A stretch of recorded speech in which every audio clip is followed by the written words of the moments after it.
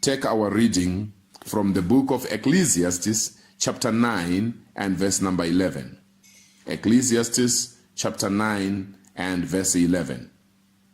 Again I saw that under the sun, the race is not to the swift, nor the battle to the strong, nor bread to the wise, nor riches to the intelligent, nor favor to those with knowledge, but time and chance happen to them all. Again I saw under the sun, the race is not to the swift, nor the battle to the strong, nor bread to the wise, nor riches to the intelligent, nor favor to those with knowledge, but time and chance happen to them all. That's Ecclesiastes chapter 9, verse 11. Hallelujah. Our God is an excellent God.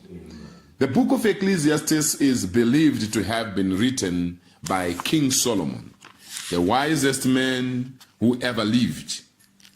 King Solomon prayed to God, as we all know, for wisdom, and God poured wisdom into his life. He became the richest man that ever lived. King Solomon was a great man. So he is believed to have written the book of Ecclesiastes. The book of Ecclesiastes meaning the preacher. Glory to the living God. Amen. In the book of Ecclesiastes, we see generally King Solomon showing that this life is vanity. As much as people run around looking for money, they run around looking for fame, they run around looking for status, they run around looking for lovers, they run around looking for all those material things. Those things are important, but the most important theme that King Solomon is giving us is for us to make sure that we have sorted ourselves for the life to come. To make sure that we don't just succeed in this temporary life, but we make sure that the life to come, we are secured. Now, there is something interesting that I want us to learn from the Word of God here. Many a time, we believe that when you are highly educated, your life is sorted. You are going to live a comfortable life. But I think you know some educated people that are not living a comfortable life. Sometimes we think that when you are beautiful or when you are handsome, your life is set. But it's not always the case. Sometimes we think that those who are highly talented, who can run faster than others, they are the ones who will make it in life. Sometimes we think that those who can sing, those who can play football, those who can speak better than everybody, they will be ahead of everybody. But it's not always the case. The race is not to the swift. The race is not always won by the fastest people. We have seen people running in races. You really know that this guy is going to win the race. But for some reason, that day, as he or she starts, they fall down. And somebody else is the one who wins the race. Or maybe as they start off the race, something just happens to their leg, which they didn't know about. They didn't have any injury, but something just happens to them, and that day they can't run. So we cannot depend on how fast we are in life. We cannot even depend on how sharp we are in our minds.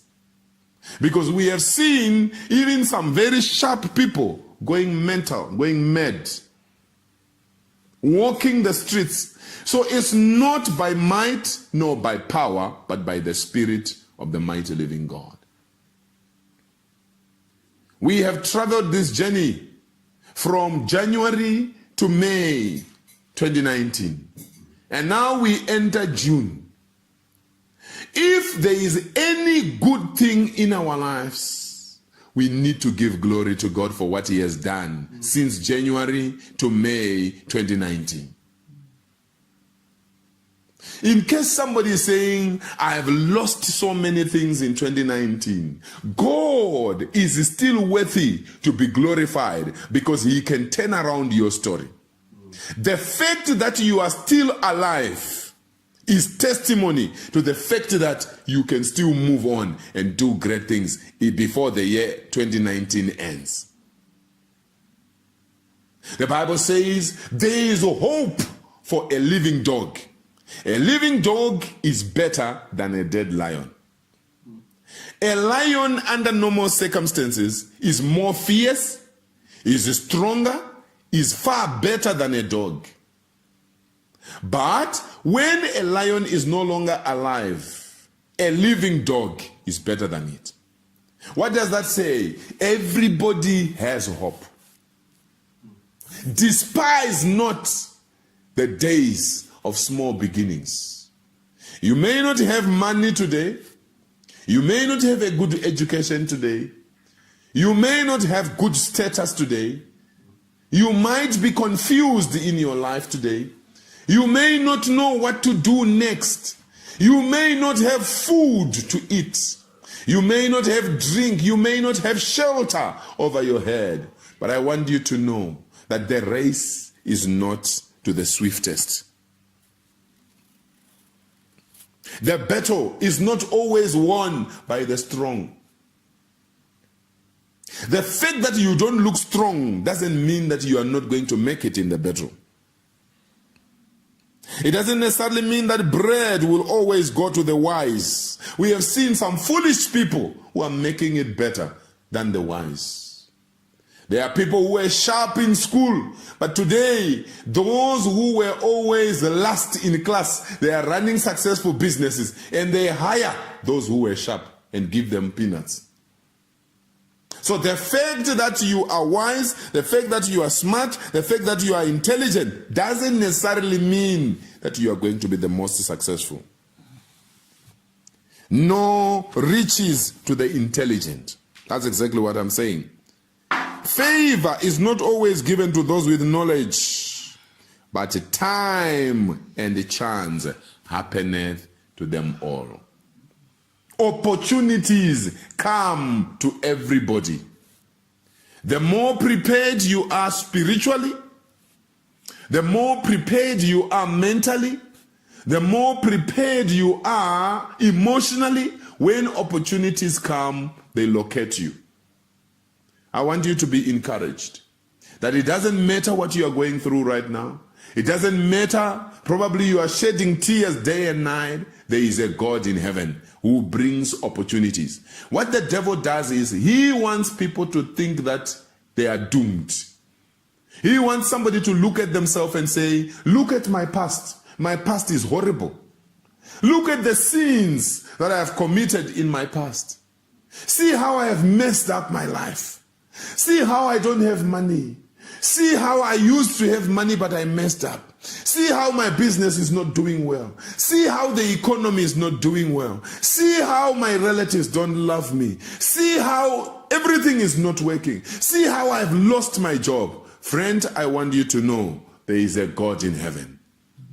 It's not always the sharpest people who make it in life. It's not always the most beautiful who make it in life. It's not always the intelligent who make it in life. It's not always those who have high connections who make it in life. Time and chance happeneth to all of them. Make sure you are ready for opportunities.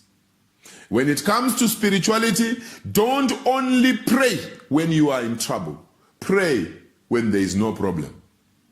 Amen and amen. Amen. Study the word not when you are in trouble. Study the word every day so that when opportunities come, you pounce on them. Successful people read books. 1 book per week. Unsuccessful people don't want to hear about reading books. They go to school. When they are done with school, they say, hooray, I am done. They will never touch a book again.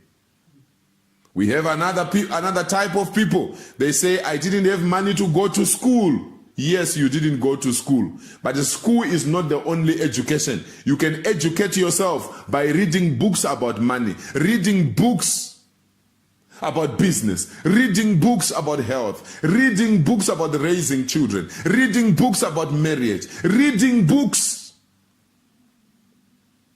Anybody who doesn't read is guaranteed to fail. You go to school, you say you have completed school and you never touch a book again. You are setting yourself up for failure. So you need to pray. You need to find time to fast. You need to find time to study the word of God every day. You need to find time to read books. Not only to read books, but to implement what you read. Praise the name of Jesus.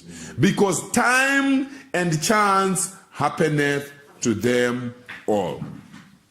Let us be reminded that opportunities will continue to present themselves to all of us, but opportunities will only make sense to those who are prepared. If you are not prepared, opportunities will come and you will not even see it. So I want somebody to be encouraged and know that yes, things may not be working the way you have wanted them to work. From January to May, I don't know whether you have managed to achieve your plans. But remember, we have just ended June.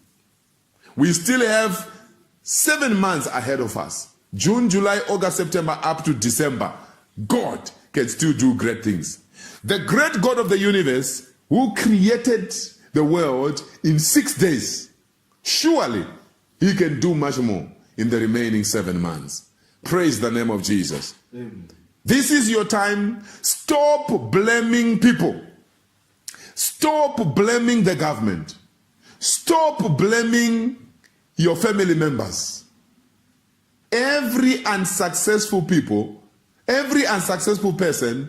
specializes in blaming someone. We saw it happening in Genesis chapter 3. Instead of Adam accepting before God that I have sinned, he says to God, Lord, the wife you gave me is the problem. In other words, Adam was saying, God, you are the problem because you gave me a wife. We have people that are blaming God even today. Lord, see the husband you gave me. See the wife you gave me. See the children you gave me. See the kind of parents you gave me. See the job you gave me. It's giving me stress. Blame game is a game that is played by unsuccessful people for the rest of their lives. That's why Jesus said, the poor you will always have. Because even Jesus understood that there are some people who are poor in their mentality. Opportunities are there for everybody, but they are so poor in their mentality, they don't want to change. They will always blame somebody. Adam said, God, the wife you gave me is the problem. And Eve said, Lord, the serpent is the problem. Unfortunately, the serpent could not blame anyone. He could have also said, the devil entered me. I don't know, the devil also, if he was to be asked, because he's the one who entered the serpent, I don't know who he was also going to blame. Praise the name of Jesus. Everybody must accept responsibility to do what they are supposed to do. I see people wasting seconds after seconds, minutes after minutes, hours after hours, doing things that do not bring production. But I know it's not your portion in the mighty name of Jesus Christ. Amen. Be encouraged. Things may not be working now, but you have a chance to turn around your life in Jesus' mighty name.